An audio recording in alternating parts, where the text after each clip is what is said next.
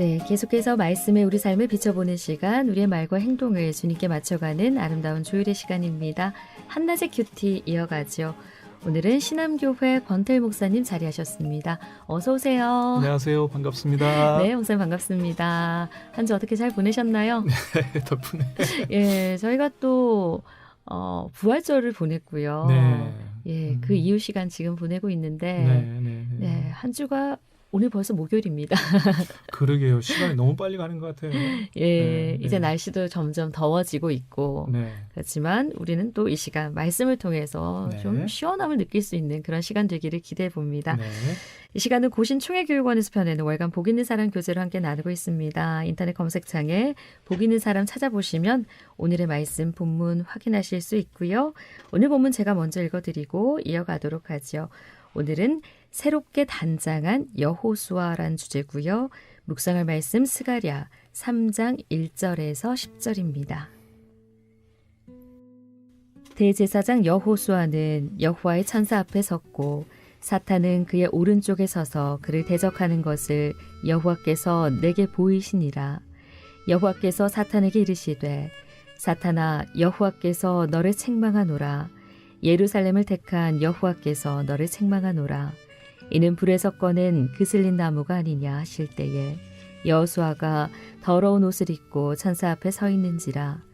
여호와께서 자기 앞에 선 자들에게 명령하사 그 더러운 옷을 벗기라 하시고 또 여호수아에게 이르시되 내가 내 죄악을 제거하여 버렸으니 내게 아름다운 옷을 입히리라 하시기로 내가 말하되 정결한 관을 그의 머리에 씌우소서 하매 곧 정결한 관을 그 머리에 씌우며 옷을 입히고 여호와의 천사는 곁에 섰더라.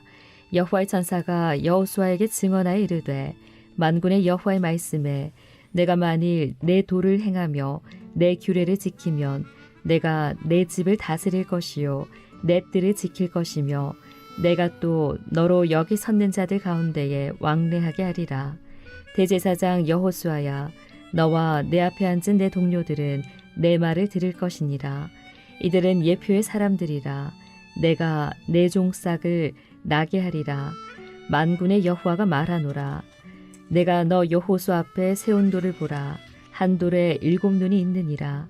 내가 거기에 새길 것을 새기며 이 땅의 죄악을 하루에 제거하리라. 만군의 여호와가 말하노라. 그날에 너희가 각각 포도나무와 무화과나무 아래에 서로 초대하리라 하셨느니라. 네, 목사님 오늘 새롭게 단장한 여호수아라는 제목이고요. 네. 오늘 스가랴 말씀 3장 1절에서 10절 말씀으로 함께 나눌 텐데요. 이 말씀 어떤 말씀인지 먼저 좀 살펴볼까요? 예. 오늘 본문은 하나님께서 그 스가랴 선지자에게 보여주신 8가지 환상이 있거든요. 네. 그 중에서 4번째 환상이에요. 네. 예.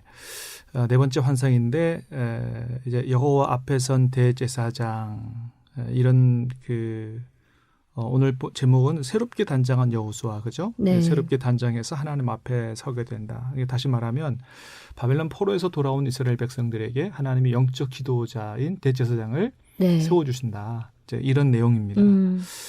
자, 1절에 보니까 그랬어요. 대제사장 여호수아는 여호와의 천사 앞에 섰고 사탄은 그의 오른쪽에서 그를 대적하는 것을 여호와께서 내게 보이시니라 그랬습니다. 사탄은 오른쪽에 서서 대제사장 여호수아를 대적한다. 네. 이제 고소하는 거거든요. 뭐라고 고소하는 거냐면 하나님, 이 사람은 대제사장이 될 만한 자격이 없는 사람입니다. 이 지금 대적하고 고소하는 네. 왜 그러냐 하면 이 대제사장 여호수아는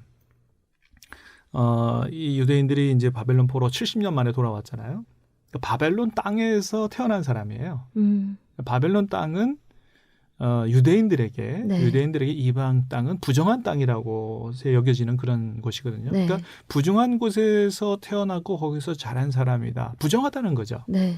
이 부정한 사람이 어떻게 하나님 나라의 그것도 성전의 대제사장이 될 수 있습니까? 될 수 없습니다.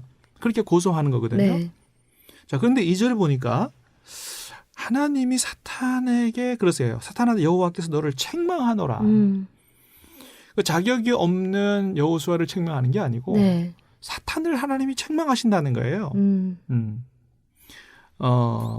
하나님이 그 사실은 이제 여호수아가 부정하다라는 것을 인정하는 거거든요. 거기 2절에도 보니까 그랬어요. 이는 불에서 꺼낸 그슬린 나무가 아니냐. 네. 그러니까 온전한 나무가 아니라는 거거든요. 하나님 앞에 심판을 받고 징계를 받고 예? 바벨론 땅에 가가지고 70년 동안 있다가 거기서 다시 구원을 받고 네. 돌아온 어떻게 보면 진짜 불에서 꺼낸 그슬린 나무와 네. 같은 거죠. 그런 존재다. 하나님이 인정하신단 말이죠. 그런데도 사탄을 책망하세요. 네. 이유가 뭐냐? 그랬어요. 예루살렘을 택한 여호와께서 너를 책망하노라. 하나님이 택하셨다는 거예요. 한마디로 네. 말하면. 우리가 여기서 아주 중요한 것을 알게 되는데 하나님이 쓰시는 일꾼들 있잖아요. 네. 그 사람들이 똑똑하다고 하나님 쓰시는 게 아니에요. 그러니까 단순히 깨끗하다고 쓰시는 게 아니에요. 세상 사람들이 볼 때는 야 저런 사람이 큰일을 하겠지 네. 라고 생각하지만 하나님이 그런 사람이라서 쓰는 게 아니에요. 네. 하나님이 쓰시는 사람을 불러 쓰시는 이유는 딱 한 가지예요. 하나님이 택하셨다는 것 때문에 그렇습니다. 부족한 거 알고도 택하고요. 네. 때로는 죄 많이 지었다는 것도 알고 택하세요. 네, 하나님이 택하셨기 때문에 여러분 우리가 그 성경에서 그런 거 많이 보잖아요. 사도 바울 같은 사람 뭐 오히려 하나님이 심판해도 12번 심판하셔야 될 사람인데 예수님을 믿는 사람들을 잡아다 옥에 가두고 스데반 집사님 순교할 때 그 자리에 있었던 이 엄청나게 죄를 지은 주님이 오히려 네가 내 교회를 핍박한다고 말씀하시는 이런 죄를 지은 사람을 주님이 불러다가 쓰시는 거거든요. 근데 뭐라 그러셨냐면 그 사람은 내가 이방인들과 임금들과 이스라엘을 위하여 택한 나의 그릇이라고 말씀하시는 거거든요. 네. 그래서 하나님이 부족한 줄 알고 죄 많이 지은 줄도 알지만 왜 택하시는지는 잘 몰라요. 하나님이 택하시는 방법이 여러 가지니까. 네. 뭐 무식한 사람도 택하시고 가난한 사람도 택하시고 죄 있는 사람도 택하시고 때로는 또 뭐 유능한 사람도 택하시지만 하여튼 하나님이 불러 쓰시는 거죠. 모세도 마찬가지예요. 네. 80세 된 노인 아니에요. 아니 어떻게 보면은 이제 모든 걸 내려놓고 은퇴해야 될 시기인데 하나님이 불러 쓰시는 거거든요. 네. 그래서 오늘 대제사장 여호수아 이 사람이 그 제의적으로 보면 하나님 앞에 설 수 없는 자격이 없는 사람인데도 불구하고 하나님이 불러서 세우신다는 거죠. 그래서 그러면서 뭐라고 하시냐면 3절에 보니까 그랬어요. 여호수아가 더러운 옷을 입고 천사 앞에 섰는지라. 4절에 보니까 그랬어요. 여호와께서 자기 앞에 선 자들에게 천사들이죠. 네. 명령하여 그 더러운 옷을 벗기라. 그리고 내가 내 죄악을 제거하여 버렸으니 내게 아름다운 옷을 입히리라. 하나님께서 하나님 일꾼을 불러 쓰시는 방법이 이렇습니다. 네. 죄인들을 불러다가 모든 죄를 용서하시고 씻어서 새로운 옷을 입혀주시는 거거든요. 예수 그리스도의 옷을 입혀주시고 성령으로 충만케 하시고 해서 하나님께서 이렇게 쓰시는 거거든요. 네. 그렇습니다. 또 옷만 입히는 게 아니고 또 보니까 그죠? 정결한 관을 그 머리에 씌우시죠. 네. 예, 대제사장의 출애굽기에 보면 대제사장이 입는 옷에 그 에봇 네. 그다음에 머리에 관을 쓰는데 정금 패를 머리에다가 네. 이렇게 쓰는데 여호와께 성결이라고 머리조차도 생각조차도 하나님 앞에서 성결하고 거룩해야 된다. 네. 예. 그렇게 해서 관도 씌우시고 옷도 새로 갈아입히시고 그렇게 해서 하나님이 쓰시는 것입니다. 네. 네. 목사님 말씀처럼 여호수아가 자격이 있어서가 아니라 여호와께서 택하신 자는 하나님의 방법으로 그 그렇죠. 사람을 쓰신다라는 네네. 그 말씀이 지금 5절까지 나와 있는 이 말씀에서 확인할 수가 있는 내용이네요. 그렇죠, 그렇죠. 네. 그래서 그 우리 성도님들이 이제 연말 되면은 제가 뭐 이제 구역장도 맡아달라고 그러고 무슨 뭐 이렇게 얘기를 하면 모든 분들이 뭐라 그러시냐면 목사님 나는 부족해서 안 됩니다. 네. 나는 뭐 이렇게 그래요. 네.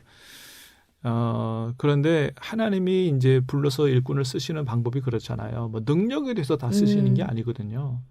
하나님의 일꾼된 자격이 유일한 자격이 있다면 뭐냐면 하나님께서 부르시냐는 거거든요. 하나님이 부르시면 얼마든지 지혜도 주시고 능력도 네. 주시고 또 하나님 할 수 있는 마음도 주시고 네. 하시니까 하나님이 부르심이 분명하다라고 하면 아멘으로 순종하는 것이 그것이 하나님께서 기뻐하시는 것이죠. 네. 네네. 그런데 우리는 안 되는 이유를 만가지를 찾는 것 같아요. 그렇죠. 네. 저는 이래서 안 되고요. 저는 이래서 안 될 것 같고요. 저는 아무리 생각해도 아닙니다. 이렇게 해서 만가지를 찾는데 그보다는 정말 그 부르심 앞에 순종하는 모습, 그 네. 모습이 하나님께서 정말 기뻐하시는 모습이라는 걸 좀 기억했으면 좋겠다라는 생각이고요. 예, 저희가 이제 5절까지 이렇게 살펴봤는데요, 목사님. 네. 이후에 이제 또 6절 이하 말씀이 네. 있거든요. 네네네. 네. 이제 그 6, 7절도 앞에 있는 내용과 좀 하나라고 볼 수 있습니다. 네. 그래서 대제사장이 된 사람이 어떤 자세로 하나님의 일을 해야 되는가. 네. 말씀을 순종해서 하나님의 뜻에서 뜻을 따라서 일을 하면 계속해서 대제사장 역할을 할 수 있도록 하나님이 허락하시겠다. 네네. 그런 내용이고 8절 이하가 네. 중요한 말씀이에요. 이게 이 스가랴서를 통해서 이 하나님께서 말씀을 하시는데 8절에 보니까 그랬어요. 이들은 예표의 사람들이다. 네. 그러니까 대제사장들을 세우고 이렇게 하는 게 이게 예표라는 거죠. 네. 다시 말하면 온전한 대제사장을 하나님이 보내실 거다. 그런 거거든요. 내가 내 종 싹을 나게 하리라.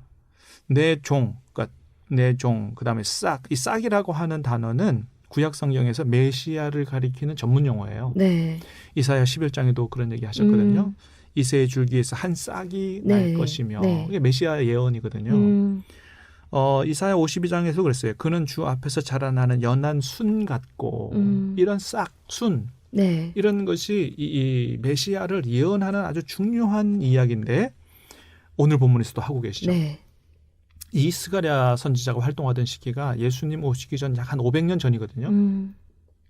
이사야 선지자가 활동하던 시기는 한 700년 전이에요. 네.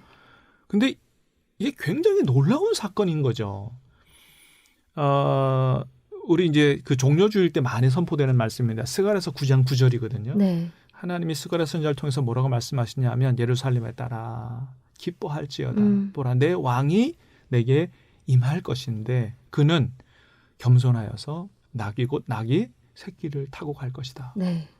이게 BC 500년 전에 예언되어 있는 말씀이라니까요. 네. 근데 그게 누구를 가리키는 거냐? 이스라엘 왕이 많은데 말을 타고 오지 않고 나귀를 타고 온대. 예수님이 왜 예루살렘 성에 입성하시면서 나귀를 타고 가셨겠어요? 내가 바로 그 예언된 이스라엘 왕이라는 것을 드러내 보이시기 위해서거든요. 네. 그러니까 예수님에 관한 예언이 500년 전, 700년 전에 있었는데 그것이 그대로 이건 여러분 사실 이건 기절에 놀라 자빠질 일이에요. 그러니까요. 근데 그게 그대로 이루어지는 거거든요. 거기 내 종이라고 말씀하신 것도 싹이라고 말씀하신 것도 그 밑에 9절에 보니까 내가 너 여호수아 앞에 세운 돌을 보라. 네. 예수님을 건축자에 버린 돌 모퉁이 돌이 됐다 이렇게 말씀하시잖아요. 네. 반석이라고 말씀하시고 한 돌에 7눈이 있다. 돌에 7눈이 있대요. 7눈은 뭘 가리키는 말이냐면 7은 완전수거든요. 네. 완전 모든 세상을 바라보는 눈이라는 거예요. 전지전능하신 하나님을 가리키는 말이거든요. 예수님의 그 전능성을 가리키는 말이죠. 네. 하나님이다. 그런 분이에요. 그런 얘기예요. 이 땅의 죄악을 하루에 제거하리라. 어떤 짐승의 피로 이 땅의 죄악을 하루 앞에 제거할 수 있겠어요? 네. 예수님의 보혈 밖에는 안 되는 거거든요. 그리고 10절에 보니까 그랬어요. 그날에 너희가 각각 포도나무와 무화과 아래로 서로 초대하리라. 네. 이거는 뭐냐면 진정한 평화의 시대가 올 것이다. 네. 예수님 안에서만 가능한 일이거든요. 예. 제가 우리나라 사람들이 제일 싫어하는 사람들이 있다면 일본 사람들일 거예요. 네. 그죠? 축구해도 다른 나라에도 다 줘도 일본한테는 질 수가 없죠. 네. 이게 우리 민족이 가진 마음인데 제가 일본에 단기 선교를 갔을 때 일본 사람에 대한 마음이 안 좋아요. 저도. 네. 저도 마찬가지로 일본 사람 싫어요.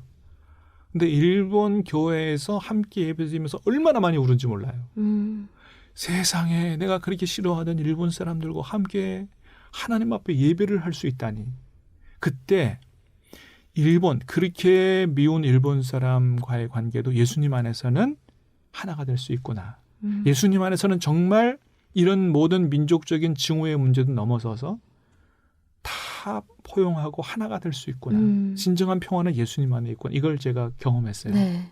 그렇습니다. 뭐 성별 또는 뭐 인종적, 사회적 네. 뭐 모든 것들을 다 넘어서서 진정한 평화를 가져올 수 있는 것은 예수님 안에밖에 없거든요. 아멘. 이게 그대로 예언되어 있다는 거예요. 네. 예수님 오시기 전 500년 전에 하나님 말씀은 이렇게 위대하시답니다. 네. 그러니까요. 목사님 말씀처럼 500년 전, 700년 전에 예언되었던 그 약속의 말씀을 이루시기 위해 우리가 부활절을 보내는 우리 목요일을 보내고 있는데 네네네. 그 모든 약속의 말씀이 이루어졌다는 거죠. 그렇죠. 예, 네. 그래서 하나님의 아름다운 통치가 오늘 말씀에서 여호수아를 통해서 이루어지겠다라는 그 약속된 말씀 또한 정말 말씀으로 전해지고 계시기 때문에 네. 우리가 이 약속된 이 말씀은 믿지 않을 수가 없을 것 같습니다. 앞으로 우리에게 약속된 미래의 말씀도 네. 그대로 다 이루어질 것입니다. 아멘. 네. 네. 오늘 새롭게 단장한 여호수아라는 제목의 말씀으로 나눴지만 말씀드린 것처럼 정말 하나님께서 우리에게 주신 그 약속된 말씀은 반드시 이루어진다라는 그 믿음 안에서 네. 우리가 말씀을 믿고 말씀 안에서 순종하는 모습으로 나아갔으면 좋겠습니다. 아멘. 네, 오늘 목사님과 여기까지 이야기 나누겠습니다. 지금까지 한낮의 큐티의 신암교회 권태일 목사님과 이야기 나눴습니다. 귀한 말씀 감사합니다. 감사합니다.